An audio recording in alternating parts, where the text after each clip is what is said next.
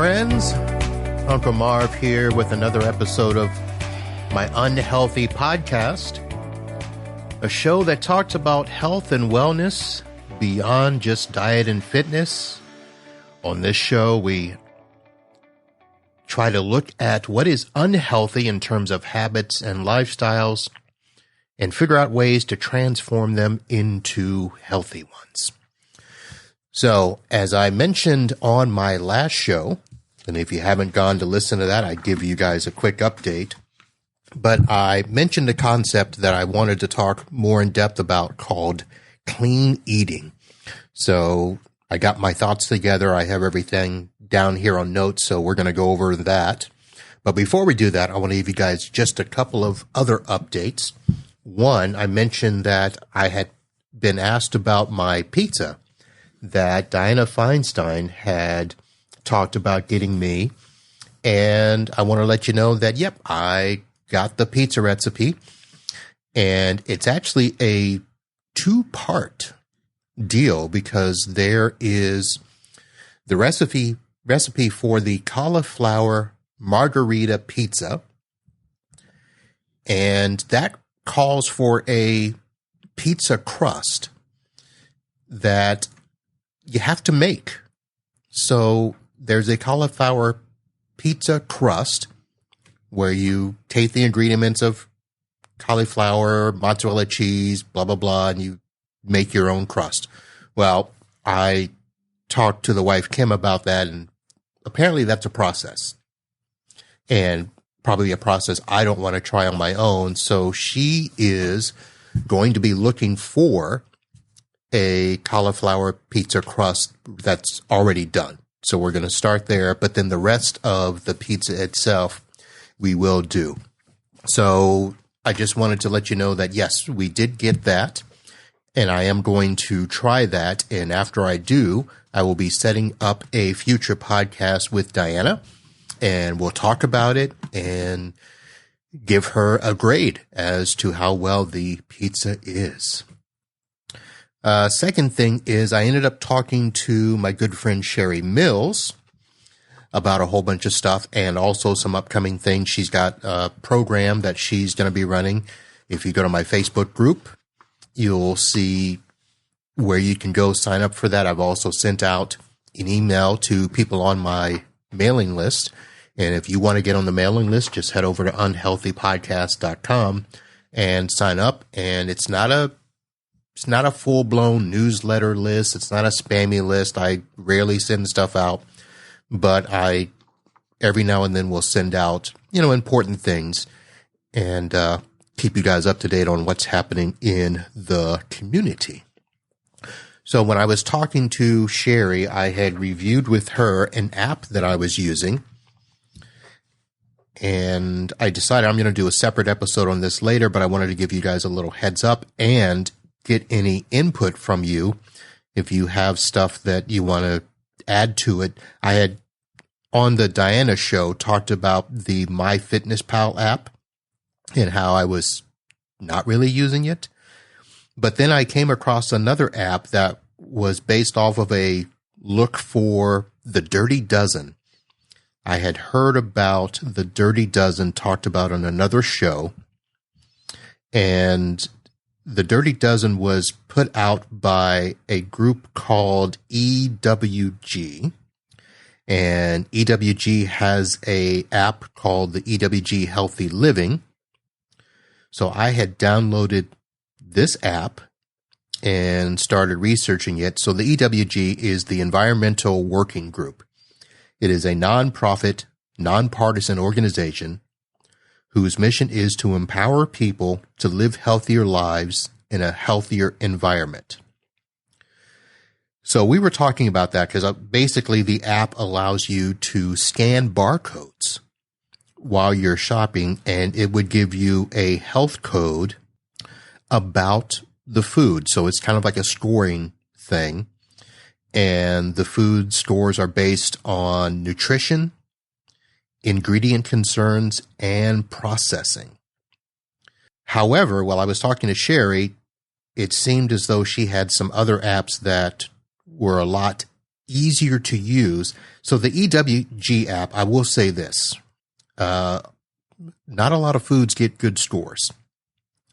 So I had to do some more research on that. I do have a couple of apps. I'm going to share that on a later show. But if you have an app that you have been using that is better than the two that I've mentioned, the MyFitnessPal and the EWG Healthier Living, let me know and see if they make the list here, and we'll talk about them there. So food apps. And again, the concept is going to be based on what I'm talking about today, a concept called clean eating. And this was something I had heard on another show. They weren't even talking about food. They were talking about minimalism and simplicity. And a lady had brought up the term of clean eating, and she was using that as a method to clean out the fridge and the cupboards and only keep healthy stuff and blah, blah, blah. So that was a whole thing there. So I thought, let me see what this clean eating is. And I've kind of started to look more at it from, can I do this? And of course, the first thing we need to understand is, what is clean eating? And in some people's eyes, it's another diet trend, but at its core, clean eating refers to eating whole, unprocessed foods and avoiding the processed, prepackaged foods that have artificial ingredients and additives. Now, technically, there's no official definition of what clean eating is, but that's what it is at its core. And again, avoiding artificial ingredients, preservatives, refined sugars, all that stuff. And the goal is to eat nutrient-dense foods that are close to their natural form as possible. Now, you've heard the concept of, in order to eat healthy, you really should be eating on the outside of the grocery store, things that you're not going to find in a box, but you're going to find, in its packaging, whether it's the fruits and vegetables, whether it's the meats and all of that stuff. You're usually not going to find those in a box.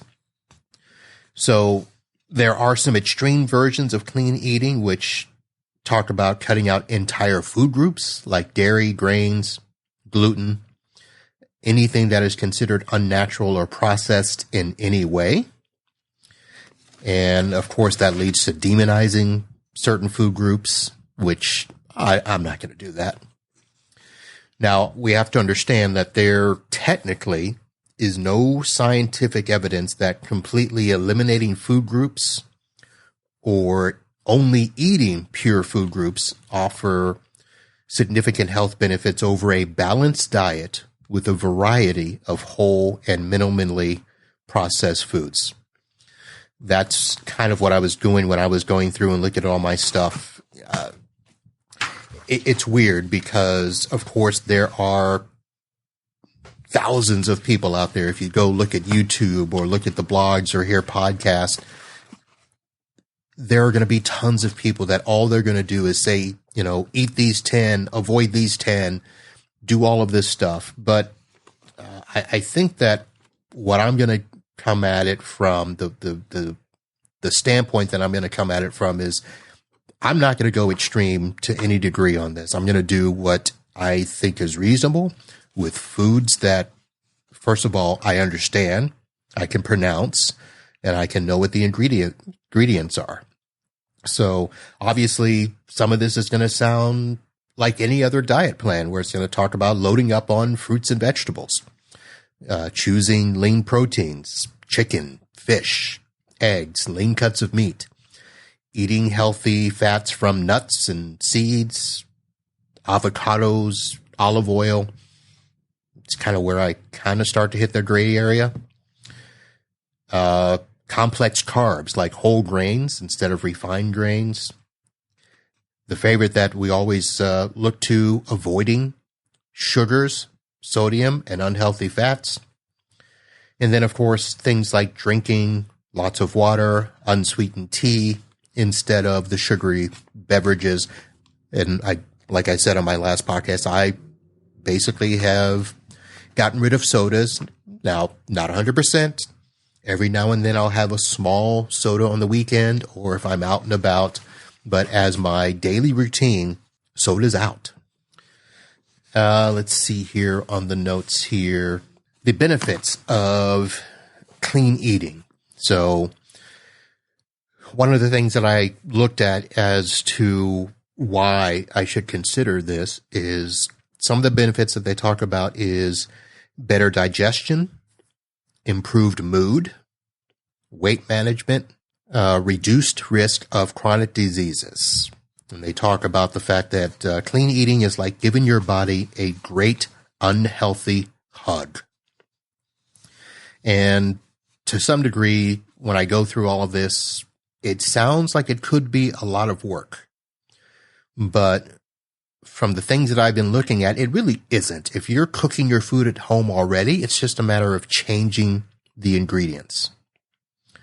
If you're looking for, things to do that are simple and delicious, some of the things talking about is, just doing a big salad with grilled chicken, avocado, a nice little balsamic dressing, doing a veggie stir fry, doing it over brown rice instead of white rice.